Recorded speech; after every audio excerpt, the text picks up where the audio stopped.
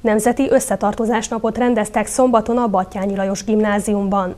A program az iskola 7. A osztályosainak délvidéki kirándulásához kapcsolódott. A kisgimnazista osztály szeptember közepén egy sikeres pályázat jóvoltából 4 napot töltött a Vajdaságban. Élményeikről, tapasztalataikról korábban beszámoltak már alsóbb évfolyamos diáktársaiknak, szombaton pedig az utazásuk emlékezetes pillanatait megörökítő fotókból nyílt kiállítás.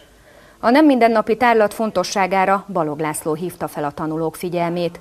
A gimnázium igazgatója szerint a 7. A-sok az egész iskolát képviselték a délvidéken, ahol a többi határon túli magyar lakta területhez hasonlóan sok probléma volt, de talán jobb idők jönnek.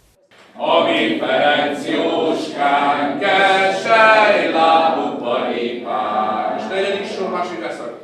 A gimnázium tanulói, hogy mélyebben átéljék és átérezzék a nemzeti összetartás és összetartozás szükségességét, szombaton délvidéki dalokat tanultak, és megnézték az újvidéki vérengzésről szóló Hideg napok című filmet. Rajzpályázatot is hirdettek az iskolában, arra kérték a fiatalokat, örökítsék meg a délvidéki hősöket, valamint tervezzék meg a délvidéki vérengzés emlékét.